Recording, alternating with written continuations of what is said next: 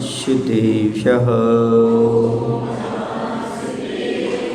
नमः श्रीवर्धमानाय निर्धूतकलिलात्मने सालोकानां त्रिलोकानां यदि विद्यादर्पणायते यदि विद्यादर्पणायते। बोलिए हिंसा परमो धर्म। देवाय देव श्री शंभुनाथ भगवान की, आचार्य कुंद महाराज की, आचार्य गुरुदेव भगवंत श्री विद्यासागर जी महाराज की।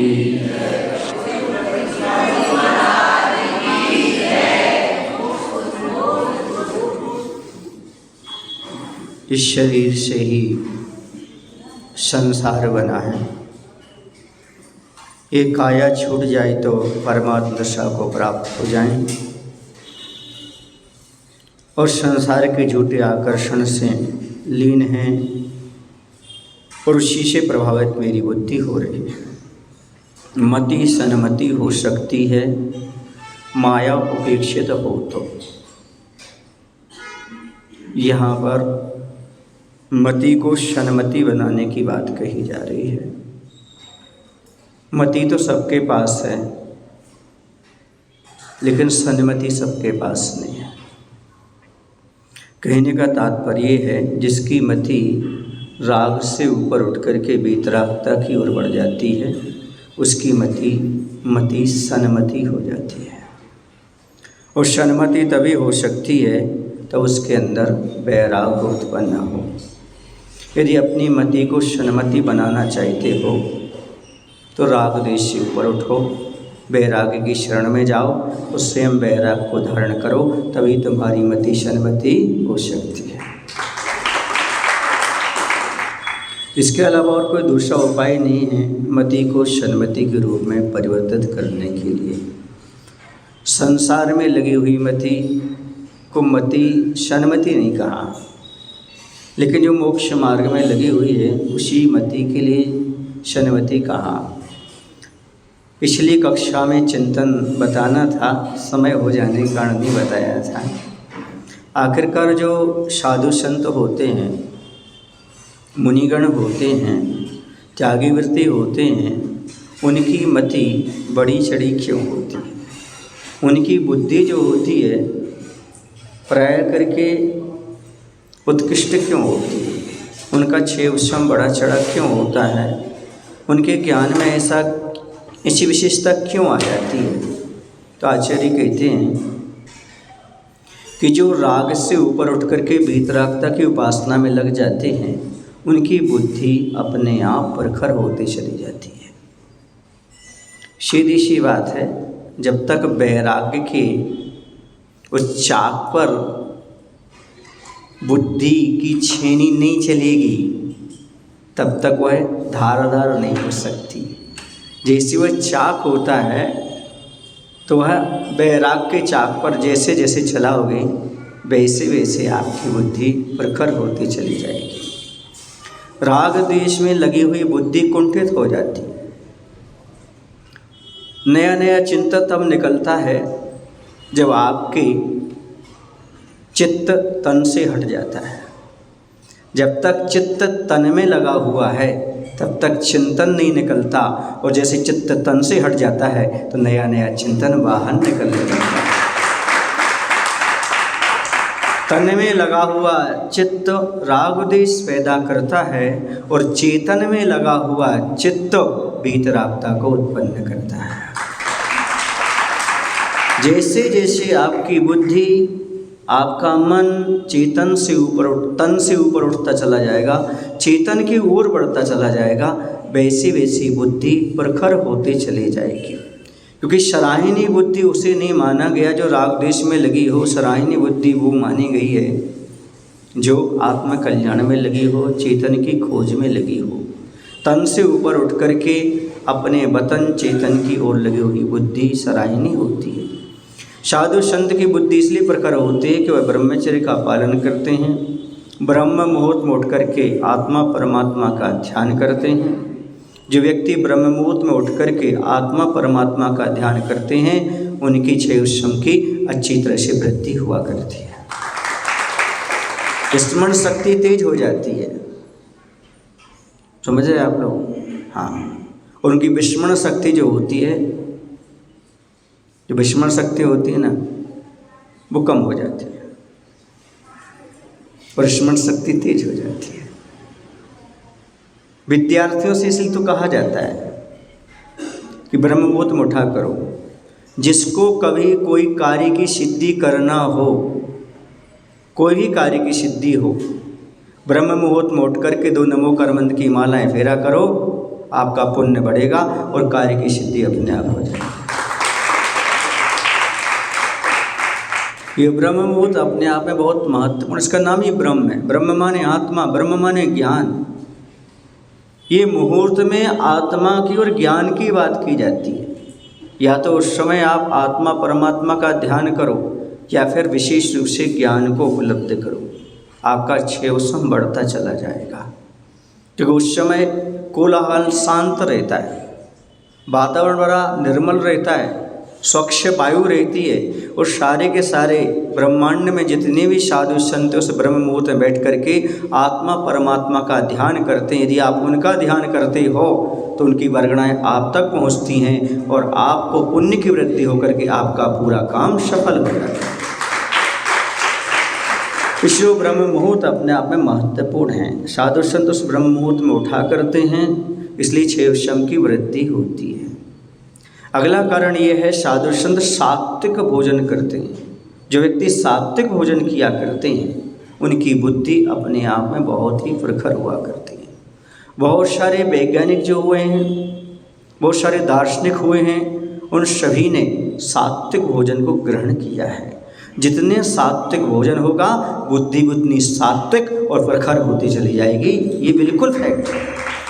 तो जैसा खाओ अन्न वैसा हो मन। मन का यहाँ पर बुद्धि से तात्पर्य है, वैसी बुद्धि भी हो जाती है। यदि आप अनर्गल भोजन करोगे तो निश्चित रूप से आपकी बुद्धि भी अनर्गल काम करेगी, और आप सात्विक सही भोजन करोगे जो किया जाता है सात्विक शाकाहार, निश्चित रूप से आपकी बुद्धि, आपकी मेधा बहुत ऊंची पहुंच जाएगी, बहुत प्रखर हो जाएगी। अगली चीज़ है, वो कभी अपने समय को बर्बाद नहीं करते। साधु संत अपने समय को बर्बाद नहीं करते, समय का हमेशा सदुपयोग करते रहते हैं, गपशप में समय नहीं लगाते। इसलिए जो अपना समय का सदुपयोग करते हैं वो विद्यार्थी स्वयं देख लें। यदि समय का सदुपयोग करते हैं और अपने अध्ययन में समय लगाते हैं, गपशप में नहीं लगाते, वो नियम से टॉपर बन जाते हैं, उनकी बुद्धि भी प्रखर हो जाती है। अगली चीज़ है, अपने इमोशन पर कंट्रोल रखते हैं और अपने बेकारी भावों पर भी कंट्रोल रखते हैं। ज़्यादा भावुक होना ठीक नहीं, ज़्यादा भावुक होने से भी प्रगति में अवरोध आ जाता है। भावुकता कभी कभी अच्छी नहीं होती। हर चीज़ से प्रभावित होना, हर किसी से प्रभावित होना, हर चीज़ को प्राप्त करने का भाव करना, ऐसा नहीं। अपने लक्ष्य के अलावा और किसी के प्रति आप प्रभावित ना हो, लक्ष्य की ओर ध्यान रखें तो काम बनता है। लक्ष्य की ओर जितना ध्यान रखेंगे उतना अपना आपका अच्छा काम बनता चला जाएगा। भावुकता से बचने का प्रयास करो यदि आप चाहते हो तो। विद्यार्थियों को भी ये बहुत अच्छी टिप्स है कि वो लोग भावुकता से बचें और बेकारी भावों से बचें, अर्थात क्रोध, मान, लोभ से बचें। नियम से उनकी बुद्धि प्रखर हो गई। अति भोजन से, अति निद्रा से बचें। ज़्यादा निद्रा लेने वाले भी समय को बर्बाद करते हैं। बको ध्यानम कहाँ है, और अल्प निद्रा, स्वान निद्रा। स्वान निद्रा मतलब सोती हुई जागती हुई जैसी प्रतीत हो, जब चाहो तब आपको जगा दिया जाए, ऐसी आपके स्वान निद्रा कहा गया है। बको ध्यानम, बगुला जैसा ध्यान, एकाग्रचित्त अपने लक्ष्य की ओर ध्यान देना। तो ये सारे के सारे, और ये आलस्य का त्याग करना, आलस्य के साथ साथ क्रोध आदि, अभिमान आदि का त्याग करना, ये गुण क्यों कही? क्योंकि ज्ञान तभी प्राप्त हुआ करता है। और सबसे बड़ी चीज़ है एकाग्रता। और एकाग्रता तभी आएगी तब आपकी व्यग्रता छूटेगी। और साधु संत जो होते हैं उनकी सारी व्यग्रता हटी रहती है, उनका ध्यान मात्र कहाँ रहता है, ज्ञान और ध्यान में वो लीन रहते हैं, इसलिए उनकी बुद्धि हमेशा सन्मति की रहती है, माने उनकी मति सन्मति रहती है। आप लोग भी चाहें तो अपनी मति को सन्मति बना सकते हैं। राग द्वेष में कम समय दीजिएगा, पंचायत में कम समय दीजिएगा, हो सके तो भगवान की आराधना उपासना में ज़्यादा समय दीजिए, पंच परमेष्टि की माला फेरने में। और वैसे आज तो जाप का दिन है, 9:20 से जाप अनुष्ठान होगा। तो यहाँ पर ये बात कही जा रही है कि आखिरकार मति सन्मति कब होगी, तो कहा वैराग्य चाहिए। न जाने किस किस से राग आप रख लेते हो जिसके कारण आपकी मति भ्रष्ट हो जाती है।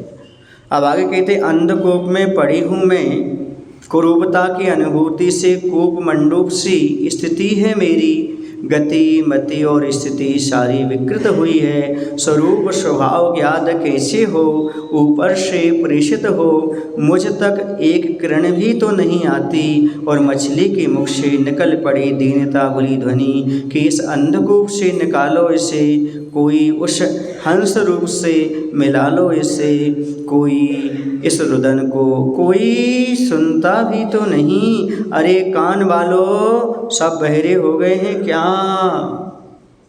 जो मछली कुएं के अंदर है, अब कह रहे यहाँ पर कि इधर अंधकूप में पड़े पड़े क्रोध मान आदि कुशित निंदित बुरे भावों के अनुभव से कूप मंडूक से संकुचित विचारधारा हो गई है मेरी।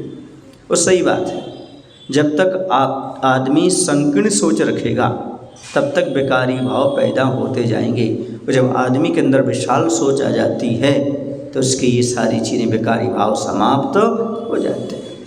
संकोच हमेशा विकार की ओर ले जाता है और विस्तार हमारे लिए स्वभाव की ओर ले जाता है। ऐसा नहीं है कि साधु संत के पास प्रेम नहीं होता।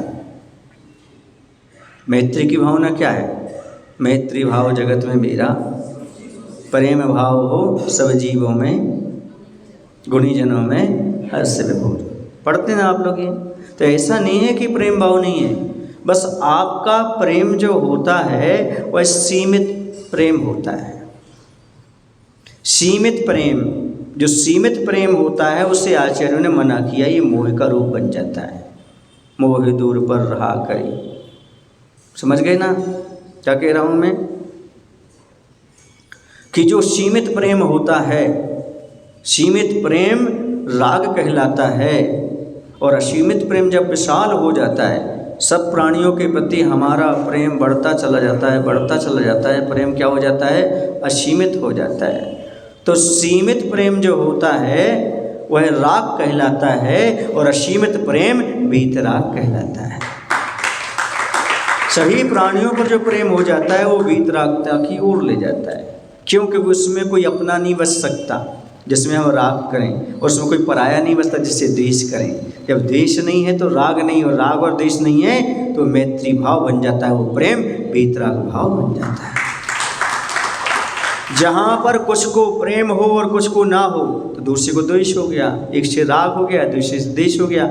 यहाँ किसी से ना राग है ना किसी से द्वेष है, यहाँ तो मात्र वीतरागोपदेश है और शुद्ध अपना आत्म प्रदेश है। जहाँ पर ये भावना आ जाती है वहाँ पर वीतरागता आ जाती है। इसे सीमित प्रेम राग कहलाता है और असीमित प्रेम वीतराग बन जाता है। सब जीवों के प्रति मैत्री का भाव जो है यह वीतरागता को प्रदर्शित करता है। और आप कहें फलाने फलाने सुखी हो, फलाने फलाने सुखी हो, पड़ोसी को तो कभी सुखी ना हो, इसी का नाम राग परिणाम है। समझ में आ रहा? हाँ, जिसने आपके साथ लगातार कई बार गलत किया हो उसके प्रति मैत्री भाव आप रख नहीं पाते, प्रेम भाव रख नहीं पाते, क्योंकि आपकी परिणति रागमय है। वह वीतरागता की कब बनेगी, तो यशोधर मुनिराज के पास जाना पड़ेगा तब बनेगी। यशोधर मुनिराज के गले में सांप डालने वाला राजा सैनिक था और आकर के निकलवाने वाली रानी चेलना थी, लेकिन साथ में राजा सैनिक भी था, दोनों थे। अब ऐसा करना था महाराज को कि राजा सैनिक को आशीर्वाद नहीं देना था, क्योंकि उसने सर्प डाला था। रानी छीलना को दोनों हाथ से देना था, लेकिन नहीं, जैसा रानी छीलना को सर्प निकालने उपसर्ग दूर करने वाले को आशीर्वाद, वैसे ही उपसर्ग करने वाले को भी वैसा ही आशीर्वाद। दोनों को समृद्धि। क्षणमति इसका नाम है प्रेम, असीमित इसका नाम है वीतरागता। ठीक है, किसका कौन से कर्म का उदय है, कौन किस प्रकार का हमारे साथ व्यवहार कर रहा है, ये उसकी परिणति है, लेकिन हमारा व्यवहार उसके प्रति क्या होना चाहिए, ये हमारे बस में, हमारी परिणति है। वो कर्म के बस में हो सकता, अभी हम कर्म के बस में नहीं हैं, अभी हम धर्म के बस काम कर रहे हैं। हम धर्मात्मा है, वो कर्मात्मा है। वो पापात्मा हो सकता है, कर्मात्मा हो सकता है, हम अभी धर्मात्मा हैं, हम परमात्मा के उपासक हैं। इसलिए हम तो समता भाव रख करके दोनों को समान दृष्टि से देखने का भाव है। तो यहाँ पर ये कहा जा रहा है, संकुचित दायरे में जब तक रहोगे तब तक कूप मंडूक कहलाओगे, और निश्चित रूप से आपकी मति में क्रोध, मान, माया, लोभ भरा रहेगा। जैसे ही कुएं से बाहर निकल करके आप असीम समुद्र की यत्ता को नापने का प्रयास करोगे, तब आपको आनंद आएगा। थोड़ा बाहर निकलने की आवश्यकता है, अपने प्रेम को थोड़ा बाहर फैलाने की ज़रूरत है। समझ गए? साधर्मी से प्रेम करो और धर्म का विस्तार करो। जितना जितना तुम प्रेम को फैलाते जाओगे उतना तुम्हारा धर्म का विस्तार अपने आप होता जाएगा। ये मत समझना कि मैं आज किसी से प्रेम कर रहा हूँ, नहीं, आप कई प्रेमी तैयार कर रहे हैं। आप ये मत समझना मैं किसी की मदद कर रहा हूँ, आप कई मददगार पैदा कर रहे हो, समय पर वो आपकी मदद कर रहे हो। ये भाव रखो, जो हम देंगे वो लौट करके आएगा, जो हम बोएंगे वो फसल हमारे लिए उपलब्ध होगी। जैसा हम करेंगे ये सोच करके चलो।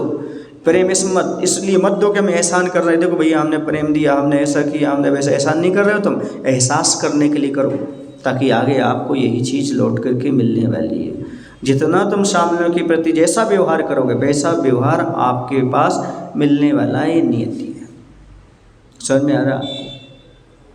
इस संकीर्ण दायरे से बाहर निकलने का प्रयास करना चाहिए।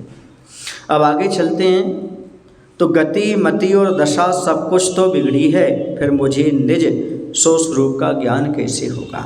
वह कह रहे हैं मेरी गति है, मेरी मति है, मेरी स्थिति सारी विकृत है, मुझे स्वभाव का ज्ञान कैसे होगा? जिसकी गति ही विपरीत हो, जिसकी मति ही विपरीत हो, जिसकी स्थिति अच्छी नहीं हो, दिशा दशा सारी विपरीत चल रही हो, तो उस व्यक्ति के साथ क्या होगा? मैंने एक दिन कहा था ना, क्या कहा था? दिशा का उल्टा क्या होता है? विलोम रूप से शादी। जिसकी दिशा उल्टी पड़ जाए तो समझो शादी हो गई उसकी और जिसकी दिशा उल्टी नहीं पड़ी अभी समझो बचा हुआ है। तो यहाँ पर सारी दिशा उल्टी है, गति भी, मति भी और स्थिति भी, सारी की सारी दिशाएं उल्टी पड़ी हुई हैं। और जब तक उल्टी हैं सारी चीज़ें, तब तक कहाँ से स्वरूप स्वभाव ज्ञात होगा? सबके हाथ में टॉर्च है। टॉर्च क्या काम करती है?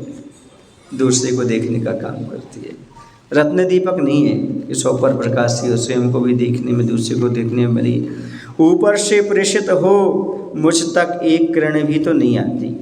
और देखो ऐसी स्थिति है कि कोई निमित्त भी तो नहीं मिलता, मुझे प्रकाशित होने का कोई निमित्त भी तो नहीं मिलता। एक किरण नहीं आती मतलब ऊपर से प्रकाश नहीं आता कुएं के अंदर, वो कह रहे ऐसे हमें कोई निमित्त भी तो नहीं मिलता। कोई तो छोटा बड़ा निमित्त तो मिले ताकि हम कुएं से बाहर आ सकें, आत्म तत्व का बोध प्राप्त कर सकें। कोई संकीर्ण के कुएं में रहने वाले व्यक्ति को कोई निमित्त ना आज तक मिला है, ना मिल पाएगा कभी, तब तक वह बाहर नहीं आएगा।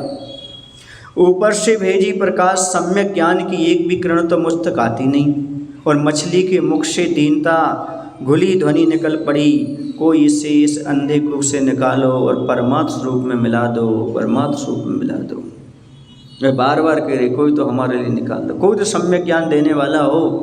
अरे तुम लोग तो पुण्यशाली हो, पंचम काल में जरूर जन्म लिया। ये दुख की बात तो है कि आप पंचम काल में जन्म लिए हो, ये दुख की बात है, लेकिन उस दुख को दूर करने का सबसे अच्छा तरीका है हम गुरु विद्यासागर के युग में पैदा हुए, ये बहुत बड़ी बात है।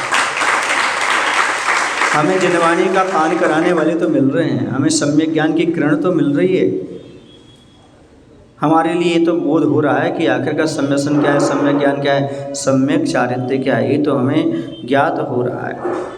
इस रुदन को कोई नहीं सुनने वाला, ये रुदन तो अरण्य रुदन है, सुन रहे हैं? और वो कह भी रही है मेरे इस रुदन को कोई सुनता भी नहीं। अरे कान वालों, सब बहरे हो गए हो क्या? ओ दुकान वालों, दो कान वालों, दो कान वालों और दुकान वालों, क्या तुम सारे के सारे बहरे हो गए? तुम लोग कौन सी दुकान लगाए हो, कौन से दुकान लगाए हो? हमारी भी तो थोड़ी सुन लो। राग देश की दुकान वाला, दुकान वाला होकर भी सम्यक ज्ञान न प्राप्त कर पाता है और न दूसरे को सम्यक ज्ञान दे पाता है, क्योंकि उसके पास काय की दुकान चल रही है? राग देश की दुकान वाले, निंदा आलोचना की दुकान वाले, दो कान वाले होकर भी ना तो सही बात सुनना चाहते हैं, भीतरागता की बात सुनना चाहते हैं और ना किसी को सुनाना चाहते, वरना दुकान बंद हो जाएगी ना। अपनी दुकान चलाना है, तो दुकान चलाना है तो दुकान उनको काम नहीं करते। इसे यहाँ पर कह रहे हैं, इस बारे में थोड़ा सा ध्यान रखो कि भैया कोई तो मेरी बात सुनो। अरे कान वालों, बहरे हो गए क्या?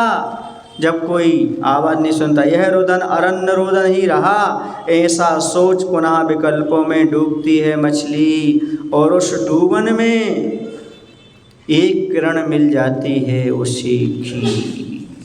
अब कह रहे जब वह इस प्रकार की विकल्पों में डूब रही है और कह रही जब कोई प्रति आवाज़ नहीं आई, ऊपर से सहारे का कोई संकेत भी नहीं मिला, तो मेरा यह रोदन ऐसा लगा जैसे अरण्य माने होता है जंगल, अरण्य रोदन माने जैसे जंगल में रोने के समान ही निष्फल रहा। यूं विचार कर पुनः विकल्पों में डूबती जाती है मछली।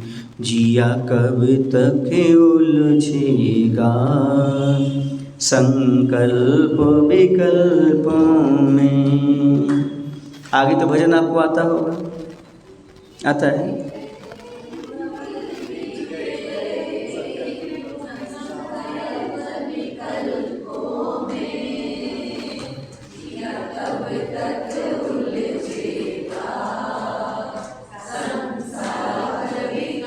अरे वाह, आप लोगों को तो पूरा आता है, मुझे तो नहीं आता, मैं तो ठहरा अनपढ़। पढ़े लिखे तो आप लगते हो, समझ गए ना? इसे तो पढ़े हो, हम तो अनपढ़ थे इसलिए अपन नहीं पढ़े। विषयों में पढ़े, संसार में पढ़े, अपन ठहरे अनपढ़ इसलिए विषयों से ऊपर उठ गए। अपन नहीं पढ़े संसार में, नहीं पढ़े राग में, ऐसे अनपढ़ अच्छे। एक लड़का हमारे पास आया, हमसे बोला महाराज जी अब मैंने 12वीं पास कर ली है, कौन सा विषय पढ़ूं? मैंने कहा भाई संसार विषयों में नहीं पढ़ना, बाकी जो पढ़ना सब अच्छा है, वो काम का है, बाकी तो पढ़ना है। कुछ तो इतने ज़्यादा पढ़ जाते हैं कि हर बात पर लड़ जाते हैं, तो पढ़ना कोई मतलब नहीं। ये वचन हमने सीखे लेकिन दूसरों को सुनाने के लिए सीखे, स्वयं तक आने के लिए नहीं सीखे, बहुत कठिन है। एक बार मैंने सुनाया था, आप लोग भूल गए होंगे, स्मृति दिला देता हूँ आपको। मैं एक बार केसगंज कर रहा था, एक सज्जन आए और हमें 12 भावना सुना रही थी। दिपे चाम चादर मणि हार पिंजड़ा दे, भीतर आसम जगत में और नहीं गिनगे। ये सुन करके हमें बैराग आ गया, हमने और अच्छे से केसगंज कर लिए। थोड़ी देर बाद पूछा भैया वो जो हमें सुना रहे थे सूची भावना वो कहाँ गए? बोले घर में लक्ष्य से नहा रहे। तो ऐसा जिया कब तक उलझेगा? कहना तो आसान है पर उस उलझन से बचो। तो इनका कहना था महाराज जी हमें अपने बालों की कहानी सुना दो। क्या कहना था? हाँ, एक आध बार सुबह की क्लास में सुनाई है तो उनको अच्छी लगी थी अपने बालों की कहानी, क्योंकि बुंदेलखंड में अपने वालों और अपने बालों, एक बाबकरी का रहता है, दूसरा हुआ वजन का रहता है, अंतर इतनी रहता है, सुन रहे ना? तो अपने बालों की कहानी, अपने बालों को उखाड़ने के बाद आपको भी उखाड़ेंगी ये शिक्षा देने के लिए कहानी सुना देते हैं। उस समय की बात है जब दीक्षा हुई थी, तो उस समय चटाई वगैरह उपयोग नहीं करते थे। और जब बिहार चलता था संग में, तो कभी कभी खप्पर का मकान मिल जाता था। अब साए साए सर्दी का समय, वो साए साए हवा चलती थी और खप्पर में से अच्छी अच्छी हवा आती थी। तो कृष्णगंज की बार विहार हुआ, जब अच्छी अच्छी हवा लगी पूरे इसमें सिर में, समझ चांद नहीं सिर में, जब पूरे की हवा लगी तो उस समय चिंतन चला। नींद तो आती नहीं उस समय सर्दी में, तो क्या चिंतन चला कि देखो जी अपने बालों की व्यवस्था है। थोड़े बाल रहे थे तो थोड़ी सी ठंडक कम लगती, अब अपने बालों को उखाड़ दिया। कहते ना, क्या कहते आप लोग, मूल मुड़ाए और होली पड़े, ऐसे केशन किया और निकल पड़े, बिहार चल गया। तो फिर उस चर्चा चली, थोड़ा सा चिंतन चला मेरा अंदर ही अंदर कि जैन दर्शन में अपने बालों के यहाँ रहना है तो 4 महीने, कितने, चतुर्मास से ज़्यादा का कहीं ऐसा विधान नहीं है कि आप कहीं रुके 4 महीने। ऐसे अपने बालों के यहाँ रखें तो 4 महीने, और अपने बालों को रखें तो 4 महीना। 4 महीने से पहले केशुंज करना ही पड़ते हैं। ये जैन दर्शन का सिद्धांत है, मुनि अवस्था। कुछ लोग दीक्षा नहीं ले पाते क्योंकि अपने बालों को नहीं छोड़ पाते। अपने बालों को मतलब परिजनों को, हाँ। और कुछ लोग अपने बालों को नहीं उखाड़ पाते, इसलिए दीक्षा नहीं ले पाते। बहुत सारे लोग कहते हैं महाराज एक अंतराय का परंपरा ना हो अपने यहाँ, एक सिद्धांत, और एक केशुंज का ना हो, हम मुनि बन जाएं, दो ही बड़ी कठिन लगते हैं। तो अपने बालों के कारण कुछ दीक्षा नहीं ले पाते, और कुछ लोग अपने बालों को नहीं उखाड़ पाते, इसलिए दीक्षा नहीं ले पाते। हम अपने बालों से घबराते नहीं हैं, और अपने बालों से भी हम नहीं घबराते। हम अपने बालों से कर्म की निजरा करते हैं, और अपने बालों से ही कर्म की निजरा करते हैं। कुछ लोग आकर कहते हैं महाराज जी आप अपने बालों का ख्याल रखा करो। हम कहते भैया हम अपने बालों का खूब ख्याल रखते हैं, 3 महीने से पहले उखाड़ के अलग करते हैं। अपने बालों को भी उखाड़ के चले जाएंगे।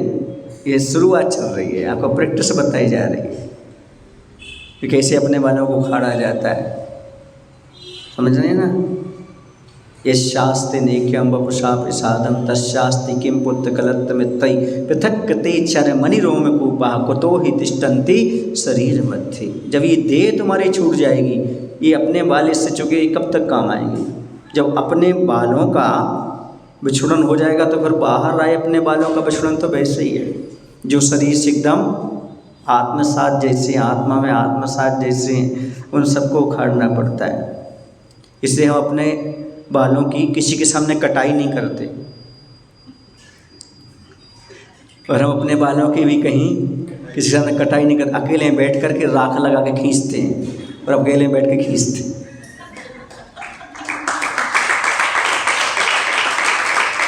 अपने बालों की भी और अपने बालों की जब दूसरी खिंचाई करें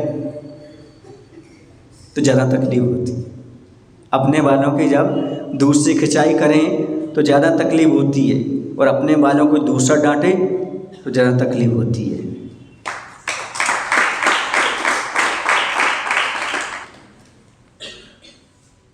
हम अपने बालों को देखते हैं, इतने घने हैं, कुछ तो अपने बाल अब तो थोड़े कम हो गए, लेकिन इतने घने थे भी आपस में उलझ जाते थे। ऐसे अपने वाले भी कभी कभी आपस में उलझ जाते, कितने घने होते हैं। जैसे भी मैं जितना अधिक बाल हूँ ना, मेरे उतने अधिक बाल हैं, जितने अधिक मैं बाल हूँ ना उतने अधिक अपने वाले भी हैं। अपने बालों में चेहरा दिखता नहीं, अपने बालों से घिरे रहते हैं हम, और कभी कभी अपने बालों से भी घिरे रहते हैं। बुढ़ापे में अपने बालों का रंग बदल जाता है। देखो ना, सफ़ेद सफ़ेद हो गए, रंग नहीं बदल गया? और बुढ़ापे में अपने बालों का भी रंग बदल जाता है।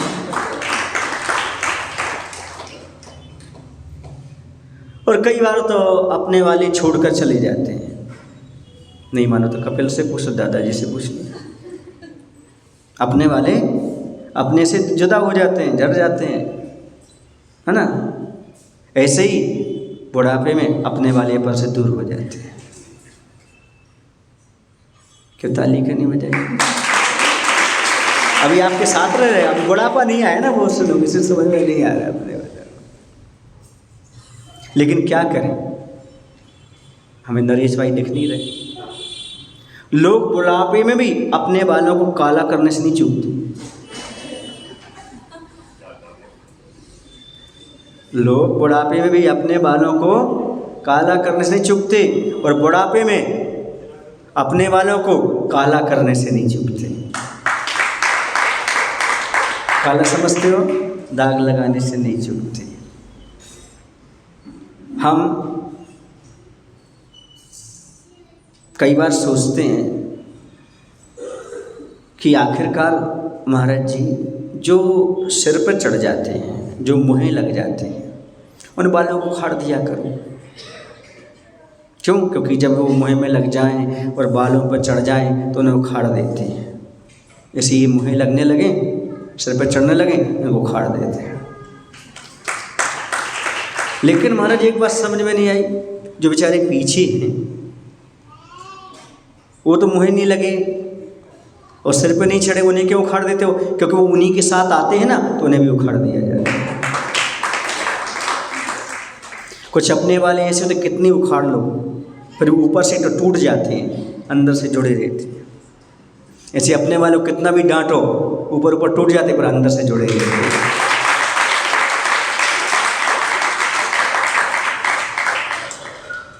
हम अपने वालों को बार बार खींचते हैं, बार बार आ जाते हैं, और अपने वाले वही हैं जिन्हें बार बार डांटो फिर भी यहीं आ जाएंगे।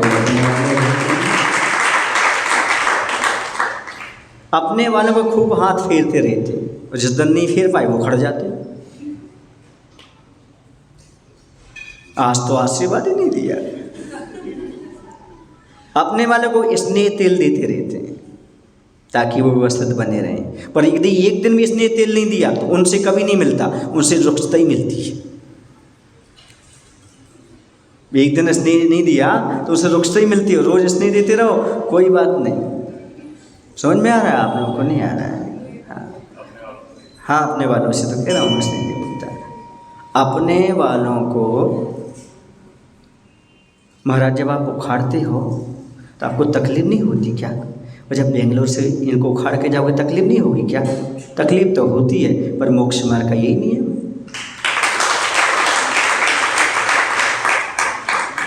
कुछ तो खून का संबंध रहता है, कुछ अपने बालों से तो उखाड़ते हैं और उन्हें भी उखाड़ना पड़ता है। ऐसे कुछ का तो खून का संबंध भी होता है तो भी उनको उखाड़ना पड़ता है। लेकिन कुछ आँख के तारे होते हैं। कैसे होते हैं? उन्हें नहीं उखाड़ सकते, उन्हें तो साथ नहीं चलते।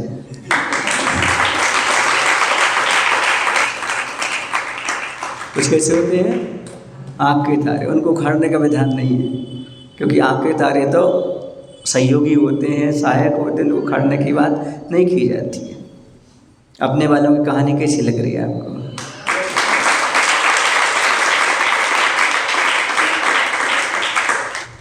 यदि आपको अपने वालों की कहानी अच्छी लग रही हो तो एक और थोड़ा याद आ रहा है, बता देता हूँ आपको।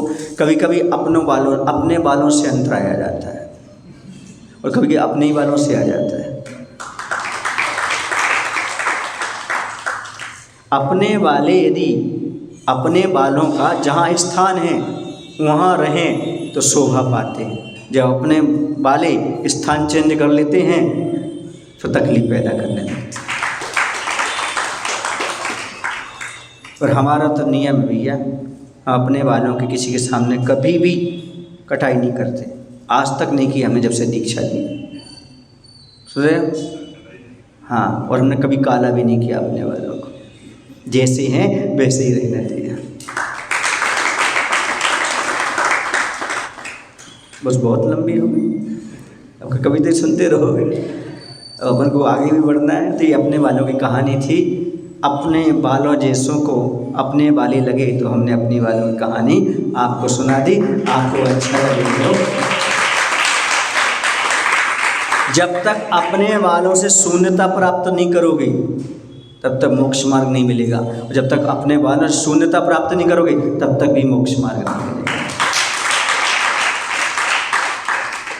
समझ में आ रहा है आपको? अपने वालों से आपको ममत्व हटाना ही पड़ेगा, चाहे आज हटाओ चाहे कल हटाओ, तभी मोक्ष मार्ग में आप। और देखो आप बताएं, एक बात और बता देते हैं आपको, जब भी आप घर से बाहर निकलते हो तो अपने बालों को संभाल के निकलते हो। हम भी जब भी जाते हैं तो अपने बालों को संभाल करके निकलते हैं।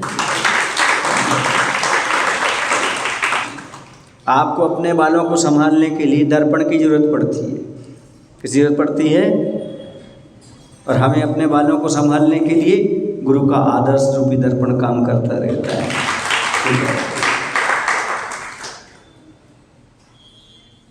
समझ गए अपने बालों की कहानी? बोले महावीर भगवान की जय, आचार्य विद्यासागर जी महाराज जी की जय। हे प्रभु, हम सभी को इतनी शक्ति इतनी बुद्धि देने की कृपा करो, ताकि हम सभी लोग अपने जीवन में अपने वालों से ममत्व को हटाएं और अपने वालों से भी ममत्व को हटा करके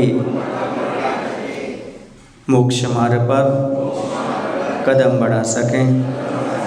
हे भगवान, संकीर्णता छूट जाए और विशालता हमारे अंदर प्रकट हो जाए, ऐसी शक्ति ऐसी बुद्धि देने की कृपा करो। नमोस्तु भगवान, नमोस्तु भगवान, नमोस्तु। जावाणी के ज्ञान ते सूझे लोकालोक, सोवाणी मस्तक धर्मो सदा देते होंदो। हे जिनवाणी भारती मातो जपो दे, जो तेरो शरण